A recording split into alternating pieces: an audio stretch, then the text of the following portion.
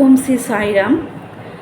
আমি আগের ভিডিওটা করার পর আবার একটা ভিডিও করার চেষ্টা করছি।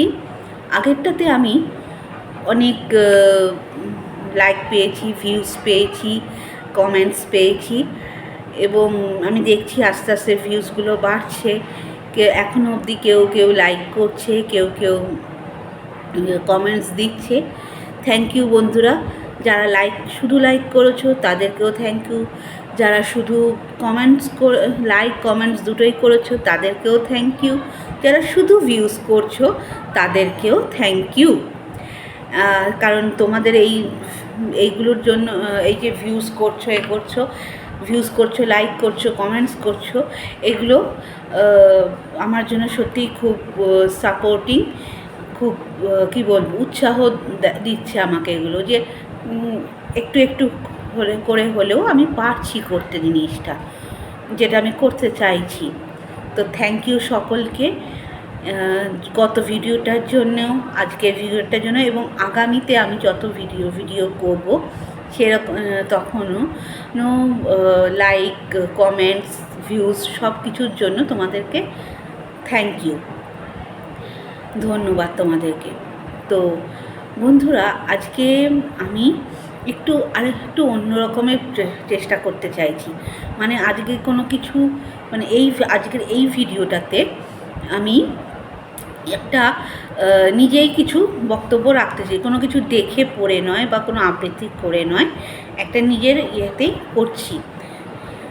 এখন তো এই রথযাত্রাটা যাচ্ছে, তারপরে বৃষ্টি পড়ছে, তো একটা সেই বৃষ্টি পড়ছে, তারপর একটা ইলশিগুড়ি ব্যাপার আছে, তার উপর সত্যকাল থেকে রথযাত্রা শুরু হলো, রথযাত্রা গেল, জগন্নাথ দেব মাসির বাড়ি গেছেন, উল্টো এক সপ্তাহ পর উল্টো রথে ফিরবেন এবং এই এক সপ্তাহ তিনি তার মাসির বাড়িতেই থাকবেন, তারপর ফিরবেন তিনি। একটা এক সপ্তাহের লম্বা মেলার আমেজ, মেলায় যাওয়া হবে তো একটা বেশ একটা আলাদা একটা ভক্তির ভাব, একটা ঠাকুরের নাম গানের ভাব। তবে হ্যাঁ, আমি নাম গান করতে বসছি না, তবে এই যে বৃষ্টি পড়ছে না, সেদিনকে ছাদে ওঠার পর, ছাদে উঠে যখন আগে ভিডিওটা করার পরেই আমি ছাদে গেছি, মানে হঠাৎ শুকনো জামা কাপড়গুলো মেলা ছিল, তো সেগুলো বৃষ্টি এসে গেছে, আমি সেগুলো তাড়াতাড়ি করে তুলতে গেছি। তো তখনই যখন টিপ টিপ টিপ টিপ করে বৃষ্টি পড়ছে, জামা কাপড় তুলতে গায়ে বৃষ্টি পড়ছে, একটা চলতি কবিতা যেটা আমরা সবাই জানি, সেটা হঠাৎ মনে পড়ল। সেটা হচ্ছে, টাপুর টুপুর বৃষ্টি পড়ে, নদে এলো বান, শিব ঠাকুরের বিয়ে হবে 3 কন্যে দান। 1 কন্যে রাধেন বাড়ে, 1 কন্যে খান, 1 কন্যে সেজে গুজে বাপের বাড়ি যান। এই কবিতাটা আমরা সবাই জানি, কিন্তু এই কবিতাটা হয়তো এইটুকুই, কি এরপর আগে পিছে আরও অনেক আছে। যাই হোক, যে যেমনভাবে হোক জানি, কেউ হয়তো পুরোটা জানে, কেউ হয়তো এইটুকু, আমি এইটুকুই জানি, আবার হয়তো অনেকে প্রথম 2 লাইন জানেন, এরকম করে মোটামুটি আমরা সবাই এই কবিতাটা জানি। কিন্তু বন্ধুরা, আমার কথা হচ্ছে যে এই যে 3 কন্যের দান, শিব ঠাকুরকে যে 3 কন্যের দান করা হলো, এই 3 কন্যে কারা? মানে মা দুর্গার তো 9টা রূপ, 9টা রূপের 3 কন্যা, মা দুর্গা সহ 9টা রূপের 3 কন্যা, নাকি আলাদা আলাদা কোনো 3 কন্যা, নাকি মা দুর্গাকেই 3 বার করে বিয়ে করা হয়েছে নানান রূপে? সেইটা কি কেউ কি জানো তোমরা? আমি জানি না তোমরা এটা কেউ কিছু জানো কি না। তবে কিন্তু এর পেছনে কিন্তু একটা গল্প আছে, সেটা আমি জানি না, সেটাই আমি আজকে তোমাদের কাছে শেয়ার করবো। আমি জানি না আমি কতটা শেয়ার করতে পারছি, আমার ভুলভ্রান্তি তোমরা ক্ষমা করো, বা যদি কোথাও ভুলভ্রান্তি হয় আমাকে সেটা জানাতে পারো বা শেয়ার করতে পারো, বা এরকম কিছু তোমরা শেয়ার করতে পারো আমাকে। তো যাই হোক, এই যে 3 কন্যার ব্যাপারটাতে এবার আমি আসছি। আমরা সকলেই জানি যে মহাদেব হচ্ছেন আদিদেব, মানে আমরা এটাই মানি হিন্দুরা যে মহাদেব হচ্ছে কী বলে পৃথিবীর শুরু হওয়ার একদম আদিকালে যখন কিচ্ছু ছিল না, চারদিক অন্ধকার ঘুটঘুট করছে, সেই সময় থেকেই কিন্তু মহাদেবের উপস্থিতি। এবং মহাদেবের উপস্থিতি কিন্তু একা নন, তিনি কিন্তু তার সাথে কিন্তু মহামায়াও ছিলেন। এবং কিভাবে ছিলেন? অর্ধনারীশ্বর রূপে তারা ছিলেন। তারা কিন্তু আলাদাভাবে ছিলেন না, তারা একই শরীরে একসাথে ছিলেন, অর্ধনারীশ্বর, এরকম অর্ধনারীশ্বর হয়ে তারা ছিলেন। হাঁটা চলা ওঠা বসা সমস্ত কিন্তু তাদের একসাথেই ছিল। তারা যখন এই অর্ধনারীশ্বর রূপে একা একা থাকছেন, তখন তাদের মনে হলো যে এই অন্ধকার ঘুটঘুটটাকে কাটানো উচিত, প্রাণ সঞ্চার করা উচিত, কালের নিয়ম আনা উচিত। তো তখন তিনি, এবার সেটা তো উনি একা করতে পারবেন না, ওনারা অর্ধনারীশ্বর হলেও সেটা তো ওনাদের একার পক্ষে সম্ভব নয়, কাউকে মানে দরকার, কারোর সাহায্যের দরকার। যেমন ধরুন আমরা যেটা জানি যে ব্রহ্মা জন্ম বৃত্তান্ত বিয়ে এগুলো নিয়ে থাকেন, আর লালন পালন করেন বিষ্ণু, এবং মানে মৃত্যুর ব্যাপারটা যেটা ধ্বংস বলুন মৃত্যু বলুন, এইটা দেখেন, এই দিকটা দেখেন মহাদেব। এবং মানে কে এইটা দেখেন মহাদেব। এবং এর পরবর্তীকালে কি হিসেবে কাকে কিভাবে জন্মগ্রহণ করতে হবে, জন্মগ্রহণ করার ব্যাপারটা কি করে করতে হবে, সেটাও কিন্তু মহাদেব ব্রহ্মাকে সেইভাবেই বলে ঠলে দেন, এটাই তো জানি আমরা।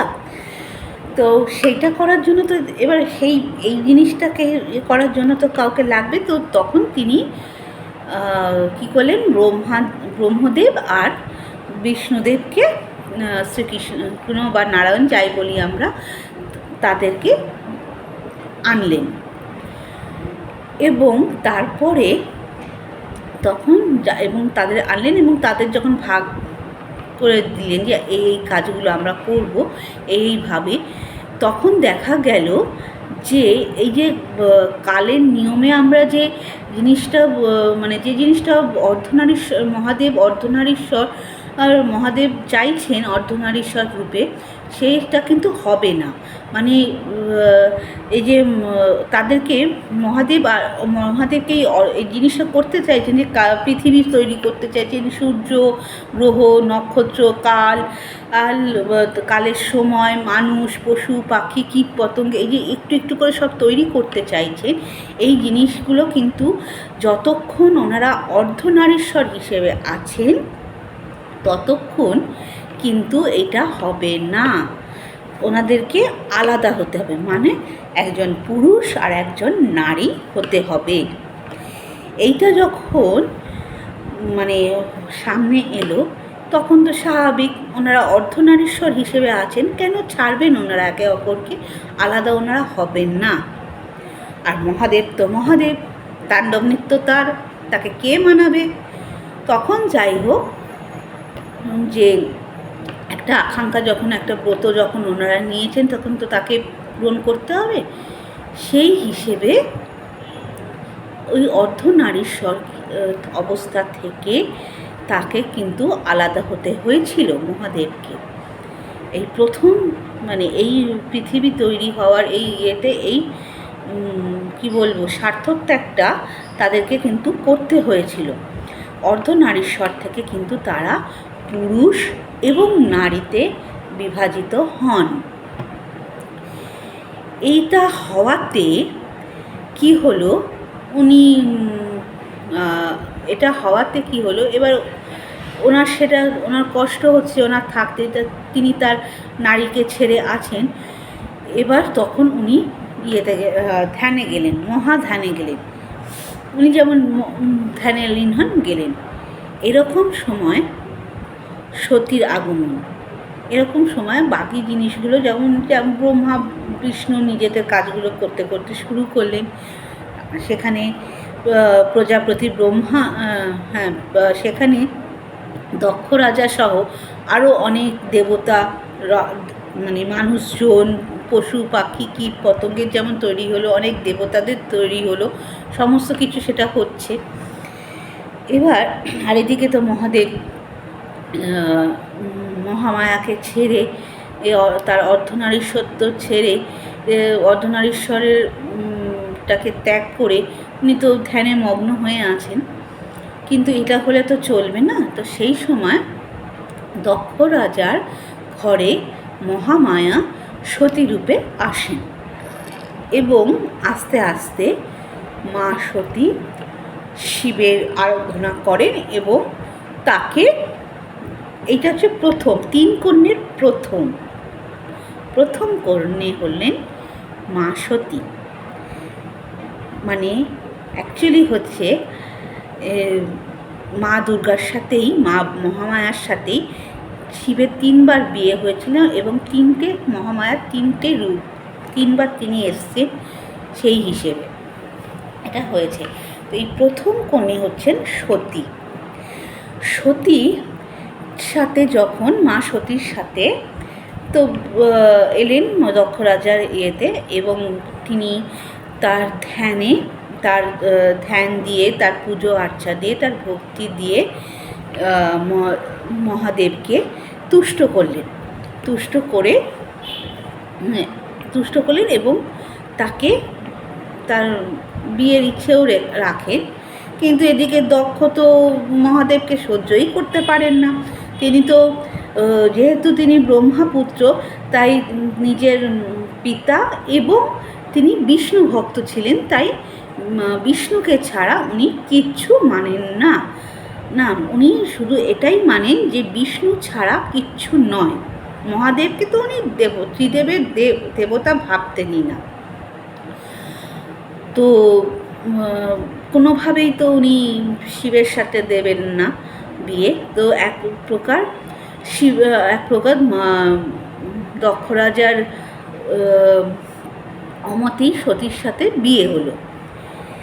এবার বিয়ে হওয়ার পর সতী তো মহাদেবের কাছে গিয়ে সত্যিই খুশি। মহাদেবও যখন তার মহামায়াকে ফিরে পেলেন, তিনিও খুশি। যেমন সংসার চলে সেরকম চলতে থাকে। তো ইতিমধ্যে দেখা গেল যে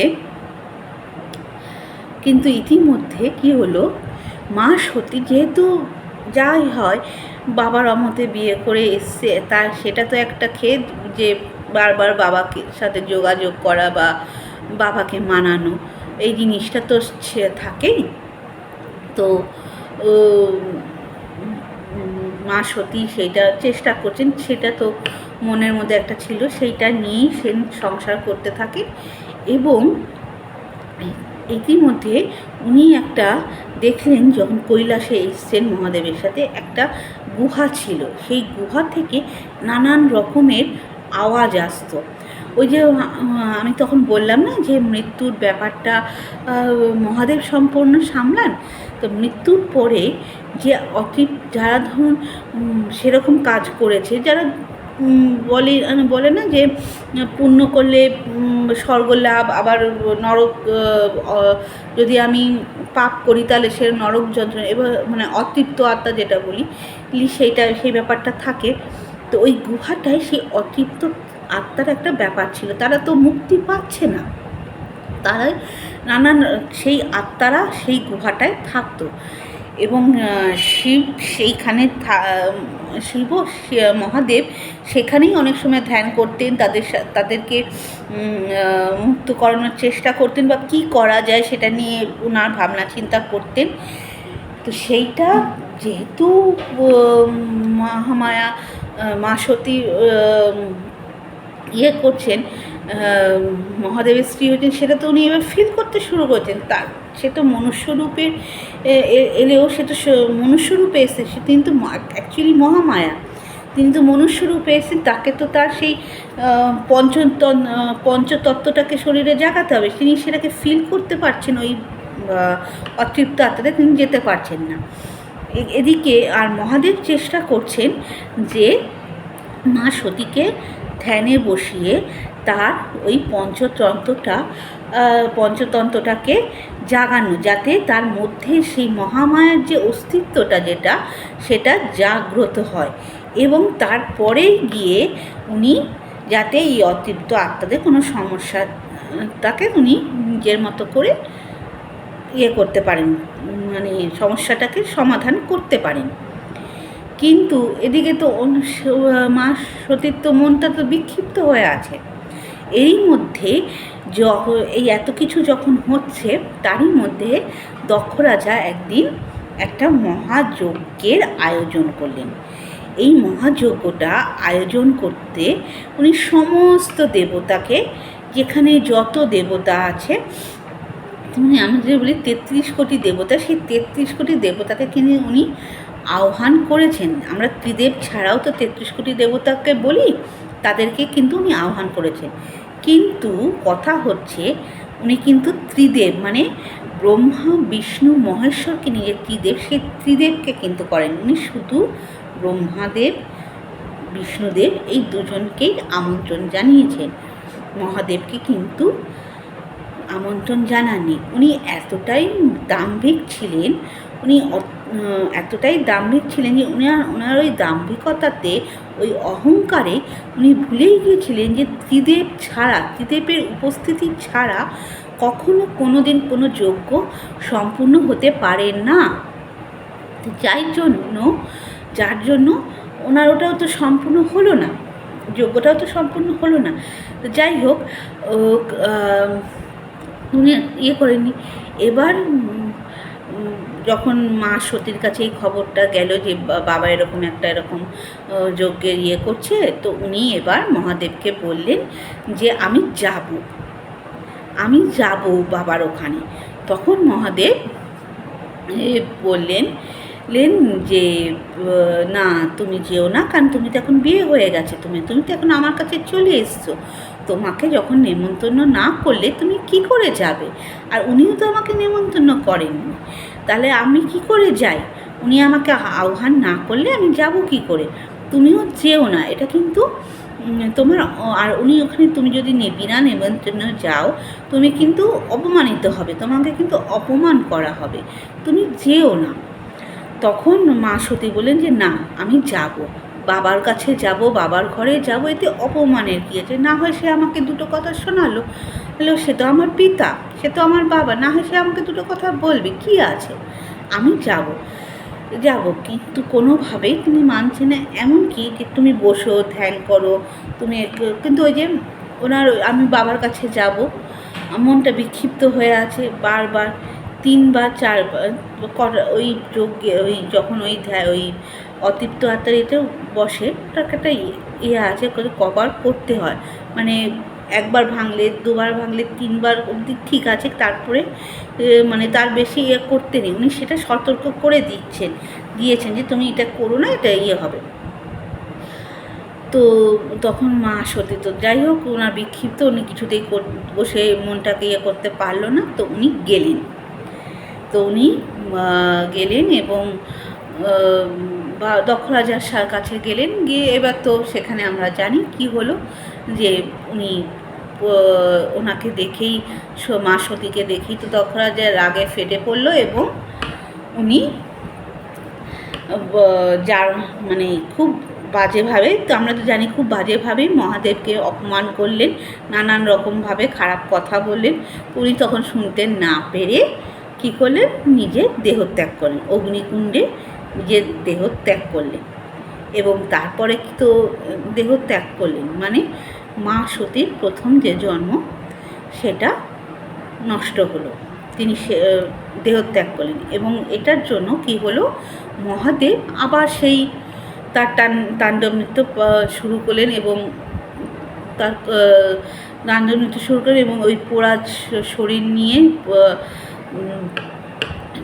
তার যে মৃতদেহটাকে নিয়ে এবার সারা ব্রহ্মাণ্ড নাচতে লাগলেন। এবার তাকে তো ঠান্ডা করতে হবে, তো সেই জন্য বিষ্ণুদেব কী করলেন, মায়ের দেহ টুকরো করতে শুরু করলেন, এবং সেটা তো এবার নানান জায়গায় পড়ে সতীপীঠে তৈরি হয়েছে, এটা তো আমরা জানি। এইটা গেল প্রথম। এই হলো গল্প প্রথম কন্যা। দ্বিতীয় কন্যা হিমালয়ের দ্বিতীয়বার যখন আবার মহাদেব তো আবার সে ধ্যানে মগ্ন হলেন, দ্বিতীয়বার আবার দ্বিতীয় কন্যা হিসেবে যখন উনি আসলেন পৃথিবীতে, উনি এবার হিমালয়ের হিমালয় পর্বত গিরিরাজ হিমালয়ের ঘরে পার্বতী উমা হিসেবে, খুব সম্ভবত উমা হিসেবে উনি জন্মগ্রহণ করলেন। উমা বা পার্বতী এরকম একটা নামে, উমা বা পার্বতী, আমি আমার জানা মতে এটা পার্বতী, আমি ঠিক এই নামটা নিয়ে নই, মোটকাট দ্বিতীয় কন্যা হিসেবে উনি জন্মগ্রহণ করলেন। এবং এখানেও একটা গল্প যে ওখানে এই যখন আবার তো সেই তাকে তো সমস্ত দেবতা এই গিরিরাজ হিমালয়ের ঘরে যখন মা পার্বতী আবার জন্ম নিলেন, তখন সারা মানে কি বলবো, সমস্ত দেবতারা, ব্রহ্মা বিষ্ণু সহ সমস্ত দেবতারাই কিন্তু মা পার্বতীকে সাহায্য করেছিলেন যাতে করেন, মানে মহাদেবের কাছে মহাদেবের ধ্যান ভঙ্গ করতে, তার সাথে আবার বিবাহ দিতে সমস্ত দেবতারাই সাহায্য করেছিল। কিন্তু এবার মূল উদ্যোগটা নিয়েছিল হচ্ছে কামদেব এবং দেবী রতি। কামদেব এবং তার স্ত্রী দেবী রতি মূল উদ্যোগটা নিয়েছিল আসল এর জন্য। আর ব্রহ্মা বিষ্ণু তো আস্তে আস্তে পথ সুগম করেই ছিলেন। তো লাস্ট যেদিনকে, আর এইবারে যে মহাদেব যে জায়গায় ধ্যান করছিলেন সেটা ওই কি বলবো, অমরনাথ, খুব সম্ভবত অমরনাথের গুহাতে, কি আর একটা জায়গা আছে না অমরনাথ ছাড়াও, ও যেটা যাই নামটা আমার মনে আসছে না গুহাটার, যেখানে মহাদেবের রয়েছে অমরনাথ, যাই হোক আমি খুব সুন্দর জানি এটা বোধহয় অমরনাথের গুহাতে যেমন উনি করছেন। আর এই জায়গাটাতে সেই এটা বোধহয় অমরনাথের গুহায়, এটাকে এখানেই সেই বোধহয় বরফের ওই যেটা বরফের লিঙ্গ যেটা হয় মহাদেবের, এবং দুটো পায়রা থাকে এইখানেই, এটা সেই গুহাটা, এটা খুব সম্ভবত অমরনাথ গুহা, আমি শিওর নই, তো আমার ভুল ত্রুটি হলে মাফ করবেন, আমি শিওর নই, তবে খুব সম্ভবত মনে হচ্ছে এটা অমরনাথের গুহাতেই উনি এই ধ্যানটা করছিলেন। তো তখন যিনি ফাইনালি যখন উনি যান, মা পার্বতী যখন যাচ্ছেন ওনারকে ধ্যান ভাঙাতে, তখন কামদেব আর রতি ওনার প্রতিটা পদে পদে ছিলেন। ফুল দিয়ে রাস্তা সাজানো, তার কামদেবের যে তীর থাকে সেই তীরে ফুলের তীর দিয়ে উনি রাস্তা সাজাচ্ছেন। এবং গুহাতে ঢোকার পর লাস্ট তীরটা কামদেব ত্রিনয়নে দেন। ত্রিনয়নে দেওয়াতে তো উনি তো ত্রিনয়ন খোলেন। এবার মহাদেবের ত্রিনয়ন খোলা মানে তো তার রুদ্ররূপ, ত্রিনয়নটা যে খুললো, সেই ত্রিনয়নটা খোলাতে সঙ্গে সঙ্গেই তখন কামদেব সামনে দাঁড়িয়ে, কামদেব তাতে ভস্মীভূত হয়ে যায়। আর মা রতি তখন সাইডে ছিলেন, পাশে ছিলেন, মা রতিকে সরিয়ে দিয়েছিলেন কামদেব, যে তুমি সরে যাও, কারণ মহাদেবের আমি তৃতীয় নেত্রতে আঘাত করতে যাচ্ছি, নাহলে ওনার ধ্যান ভাঙবে না, উনি খুলেই হয়তো আমাকে অগ্নিতে ওনার চোখ থেকে যে অগ্নি বেরোবে তাতে ভস্ম করে দিতে পারে, তুমি সরে যাও। মা আর আদেশে, কামদেবের আদেশে মা রতি দেবী সরে যান। তো যথারীতি তাই হলো, যে অগ্নি চোখটা খোলাতে অগ্নি বার হলো এবং কামদেব তাতে ভস্মীভূত হলেন। এবং মা রতি সেখানে খুব রেগে যান তখন, যে আপনি এটা কি হলো, এটা কী হলো? আপনি মহাদেবকে পেতে চান, আপনি মহাদেবের কে তুষ্ট করতে চান, তাকে স্বামী হিসেবে পেতে চান, তাতে আমার লাভটা কী? আমাকে তো দেবতারা আদেশ দিয়েছিলেন, ইন্দ্ররাজ আদেশ দিয়েছিলেন আমাকে আমার স্বামীকে, এবং ব্রহ্মা বিষ্ণু সহ সবাই আমাদের আদেশ দিয়েছিলেন যে আমরা যাতে এই কাজটা করি। তা আমাদের দোষটা কোথায়? আমার স্বামীর দোষটা কোথায়? আমি তো আমার স্বামীর সঙ্গ দিয়েছি, এবং আমার স্বামীর দোষটা কোথায়? আমার স্বামীকে কেন বশীভূত হতে হলো? আমার স্বামীর দোষ কোথায়? উনি খুব রেগে যান এবং মাকে তখন মা পার্বতীকে তখন অভিশাপ দেন। মা পার্বতীকে তখন অভিশাপ দেন যে আপনি কোনোদিনও কী বলে একসাথে থাকতে পারবেন না। হ্যাঁ, তাই ওটাই দিয়েছিল। আর একসাথে আপনার থাকা হবে না, বারবার আপনাকে মহাদেবের কাছ থেকে সরে যেতে হবে, আলাদা হতে হবে, এবং তার সাথে এটাও অভিশাপ দিয়েছিলেন যে আপনি কোনোদিন মা হতে পারবেন না, নিজ গর্ভে আপনি কখনো মহাদেবের সন্তানকে ধারণ করতে পারবেন না। এইটা অভিশাপ তখন পায়। এরপরেও আরও টুকটুক কিছু ঘটনার ফলে এরপরে আরও টুকটুক ঘটনার মধ্য দিয়ে তাদের তো বিবাহ সম্পন্ন হয়, এবং সেমভাবেই আগের বারের মতোই মা পার্বতী করেন, কি বলে, সেই অতৃপ্ত আত্মার ওখানে যান, এবং ওরা শুনতে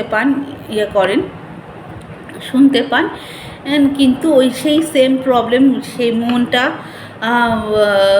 বসাতে পারেন না, তার পঞ্চতত্ত্বটাকে পুরোপুরিভাবে জাগ্রত করতে পারেন না।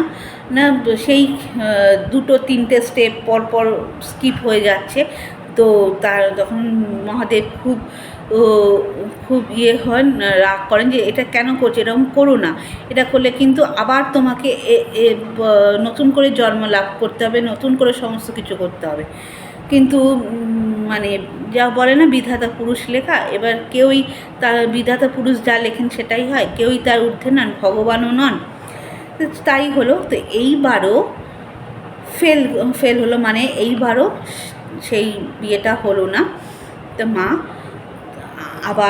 মাকে আবার মানে কীভাবে এবার এটা মৃত্যুটা হয়েছিল, মানে দেহত্যাগ করেছিলেন, আমার ঠিক জানা নেই, বা জানলেও মনে নেই, ঠিক এক্স্যাক্ট ইয়েটা মনে নেই। এবারও আবার দেহত্যাগ করতে হলো, দেহত্যাগ করতে হলো। এবং কিন্তু অদ্ভুতভাবে যেটা হলো টুইস্ট, এইটা দ্বিতীয় কন্যার পার্টটা শেষ হলো। এবার তৃতীয় কন্যা হিসেবে যখন তিনি এলেন, সেটা হচ্ছে একটা ছেলে বস্তিতে তার জন্ম হয়েছিল। এবার মা মহামায়ার এবার জন্মটা জেলে বস্তিতে হয়েছিল। তার কারণ কি? জেলে বস্তিতে হওয়ার কারণ হচ্ছে জেলেরা মাছ ধরে, তো মাছ ধরতে গেলে, যারা আপনাদের এটা জানেন সবাই, যে জেলেদের প্রচণ্ড ধৈর্য শক্তি, কিন্তু ধৈর্য শক্তি, সহ্য শক্তি, এটা প্রচণ্ড রূপে থাকে জেলেদের মধ্যে। কারণটা কি না, তারা দিনে মাছ ধরে বলে তাদের এই ধৈর্য শক্তিটা। তারা জাল পেতে হোক, বা ছিপ হোক, বা যে প্রসেসগুলোর মধ্যে দিয়ে তারা মাছটা ধরে, সেই মাছটা মানে সেই প্রসেসগুলো করলেই কি মাছটা উঠে আসলো? তা নয়। কিন্তু আমরা তো শুধু মাছটা কিনে আনছি, এনে কেটে কুটে রান্না করছি, খেয়ে নিচ্ছি, হয়ে গেল, কাজ শেষ। কিন্তু এই যে যারা ধরছে, সেই যে লেভেলটা কিন্তু আমরা জানি না। তাদের যে ধৈর্য শক্তি, সহ্য শক্তি, সেই লেভেলটা আমরা জানি না, আমাদের জানা সম্ভব নয়। ঘন্টার পর ঘন্টা বসে থাকে, জাল ফেলে বা ছিপ ফেলে বসে থাকে ঘন্টার পর, কখন এসে মাছ সেই চারাটা খাবে, তারপর সেই চারাটা খেতে এসে তারপর সে মানে আটকাবে তবে সেটা উঠবে। এবার এই চারাকে দেখে সে গাঁদবে কি না, চারাটা খেয়ে চলে গেল, এবার সেটা গাঁথলো না, তখন আবার নতুন করে চারা দাও। আচ্ছা, জাল কেটে বেরিয়ে গেল, আবার সেটাকে ঠিক করে সেখানটাকে কোনো একটা কিছু করে গিট পাকিয়ে বা সেই মুহূর্তে একটা কিছু করে সেলাই করা, তো ওই সময় তো সেলাই করা সম্ভব নয়, সেই মুহূর্তে কিছু একটা করে আবার নতুন করে জাল দাও। এবার জালে পড়লেও সেটাকে ঠিকভাবে তুলে আনো, অনেক ঝামেলা, অনেক ধৈর্য, আমার বলতেই গিয়েই ধৈর্য চলে যাচ্ছে। তাহলে সেখানে জেলেরা, যারা জেলে বস্তিতে থেকে জেলেরা যারা মাছ ধরে, তাদের তো মানে কি বলবো, সেই কারণে এই ধৈর্য শক্তিটার জন্য, এই সহ্য শক্তিটার জন্য 3 নম্বর জন্মটা কিন্তু মহামায়ার জেলে বস্তিতে হয়েছিল।